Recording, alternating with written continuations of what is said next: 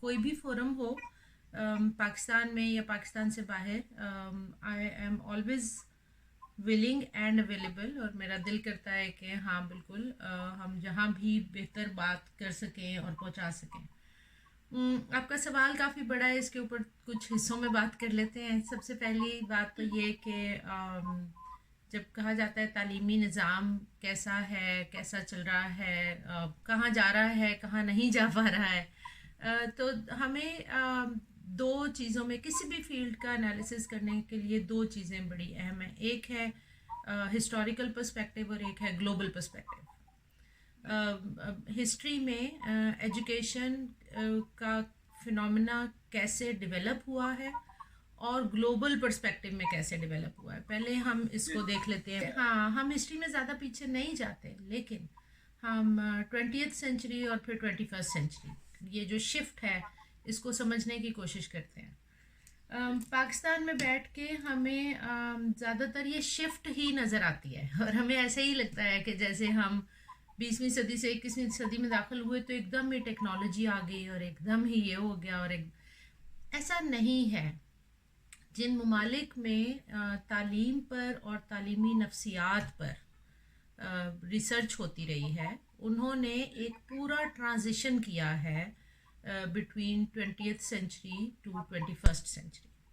तो वो उस आर्टिकल में भी यही था, और मैं आज भी यहीं से बात शुरू करना चाहूँगी कि मिड 20th सेंचुरी में ब्लूम्स टेक्सोनोमी के नाम से एक थेरेटिकल फ्रेमवर्क आता है। ब्लूम्स टेक्सोनोमी एक इतना बड़ा लीप था एजुकेशनिस्ट के लिए कि समझ में ये आया कि अच्छा, एजुकेशन में कॉग्निटिव, अफेक्टिव एंड साइकोमोटर, यानी बच्चे की जहनी इस्तात को भी बढ़ाना है, उसकी सोशल इमोशनल लर्निंग को भी बढ़ाना है अफेक्टिव डोमेन में, और फिर उसकी फिजिकल बीइंग पूरी की पूरी, साइकोमोटर से मुराद है पूरा फिजियोलॉजिकल सिस्टम उसका, जो जो उसकी एक फिजिकल बॉडी है। तो एजुकेशन में ये तीनों डोमेन्स इंक्लूडेड रहने चाहिए। और फिर उस टेक्सोनोमी का फ़ायदा ये हुआ कि उसने लीस्ट लेवल से लेके टॉप लेवल तक एक हायरार्की बनाई, एक टेक्सोनोमी बनाई, जिसमें पता चलता है कि अच्छा, हम डेवलपमेंट को देखेंगे कैसे, हमें कैसे पता चलेगा कि बच्चा कॉग्निशन की किस स्टेज पे है। दुनिया में बहुत काम हुआ by the end of 20th century, हम यहाँ पहुँचते हैं तो बहुत काम हुआ higher order thinking skills. Pakistani education system पे अब यहाँ से बात शुरू होती है कि क्लासरूम के अंदर हमने नॉलेज, अंडरस्टैंडिंग और एप्लीकेशन, मैक्सिमम एप्लीकेशन, यहाँ से आगे हम बच्चे को नहीं लेके गए। अच्छा, इसको हम ऐसे समझ लेते हैं कि हम उनको फिज़िक्स, केमिस्ट्री, बायोलॉजी पढ़ा रहे हैं, समझा भी रहे हैं, नॉलेज भी दे रहे हैं, उसकी अंडरस्टैंडिंग भी बिल्ड करवा रहे हैं, लेकिन फिर उसके बाद हम उन्हें कहते हैं कि लैब में ये फला एक्सपेरिमेंट्स कर लें, तो हमें लगता है कि एप्लीकेशन तक हम ले गए, वहाँ तक पहुँचे। उससे आगे जो हायर ऑर्डर थिंकिंग स्किल्स थी ना, ज़मीर साहब, उस पर कभी काम ही नहीं हुआ, ट्रूली स्पीकिंग। जो बात आपने की और जो मैं कह रही थी कि हायर ऑर्डर थिंकिंग स्किल्स पैदा करना क्यों ज़रूरी है, था, रहेगा, पेरेंट्स को भी इस बात का अदराक होना चाहिए कि हायर ऑर्डर थिंकिंग स्किल्स को सिर्फ स्कूल दफन नहीं करता। एक एक लफ्ज़ इस्तेमाल होता रहा कि, और मैंने केन रॉबिन्सन को बड़ा फॉलो भी किया, मैं उनकी थ्योरी की बड़ी मद्दाह हूँ। उन्होंने कहा स्कूल्स किल क्रिएटिविटी। तो मैं लड़ती रही इस नज़रिए से कि क्या एक इंसान जिसके अंदर क्रिएटिविटी हो उसको मारा जा सकता है?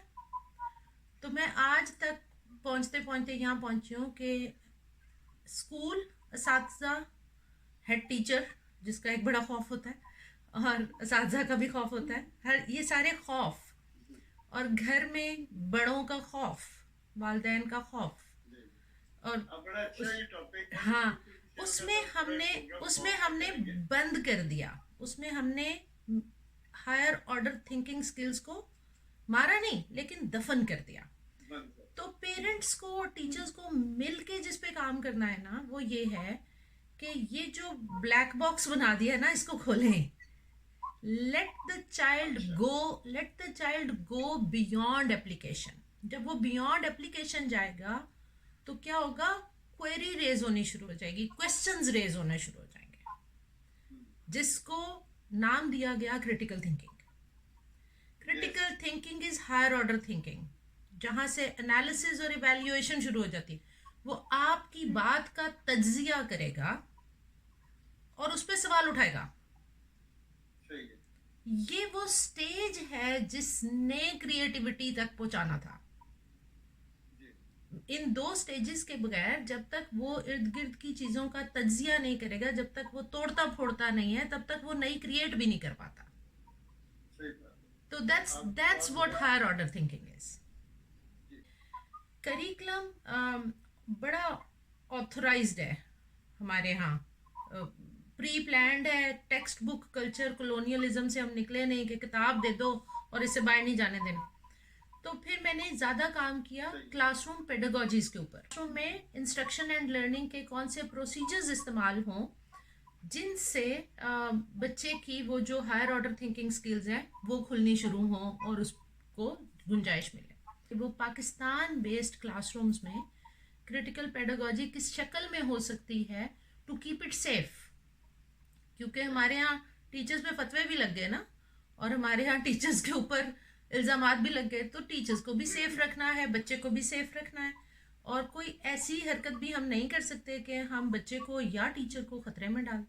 तो एक सेफ लर्निंग एनवायरनमेंट के अंदर क्रिटिकल पेडागोजी कैसे डेवलप होगी, उसकी स्टेजेस हैं, और उन स्टेजेस में कुछ भी ख़तरनाक बात नहीं है सिवाय इसके कि ये जो टेक्स्ट बुक है ना, इसको सेंटर ऑफ द टेबल रख दो और इस पे क्वेश्चन बिल्ड करो।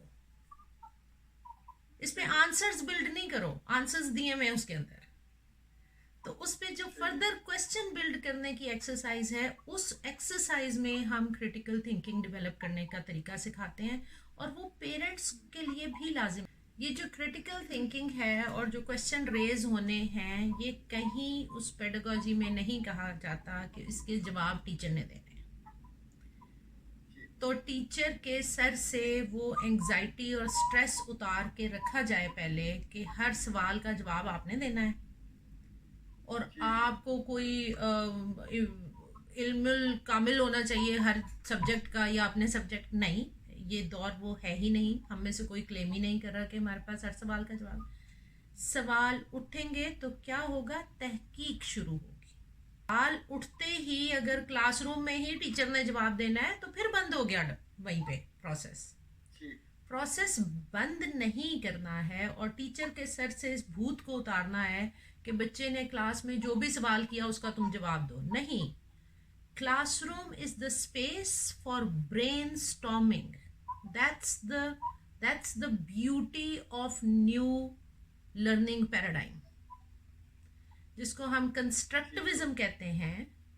क्लासरूम को की स्पेस को उसमें सवाल क्रिएट करने की जगह कहा जाता है, जवाब देने की जगह नहीं कहा जाता। जवाब कहाँ से आएगा? हाँ, तो ये टीचर्स, सबसे पहले तो टीचर्स अपने आप को एक डीप ब्रीथ लेके रिलैक्स करें कि सवाल जो भी उठेगा उसका जवाब मेरे पे देना लाजिम नहीं है। वो बच्चे के जहन का सवाल है जिससे बच्चे की टेक होम असाइनमेंट बिल्ड होती है। ठीक है, जब 6 बच्चे 8 बच्चे बैठ के बहस का हिस्सा बनते हैं, ब्रेन स्टॉर्मिंग करते हैं, तो क्वेश्चंस बिल्ड होते हैं। वही क्वेश्चंस उनकी असाइनमेंट होती है कि अब इस पे तहकीक करेंगे, और मैं बहसियत टीचर आपके साथ तहकीक करूंगी। Neither you know nor I. तो टीचर को पहले तो ये तस्लीम करना और हजम करना बड़ा मुश्किल है, पहली बात। दूसरी बात जो आपने की कि हमने ये तो कहा कि सजा नहीं देनी, हमने ये बताया ही नहीं कि सजा का ऑल्टरनेटिव क्या है। ठीक है, मार नहीं, प्यार। ओ भाई, प्यार इज अफेक्टिव डोमेन।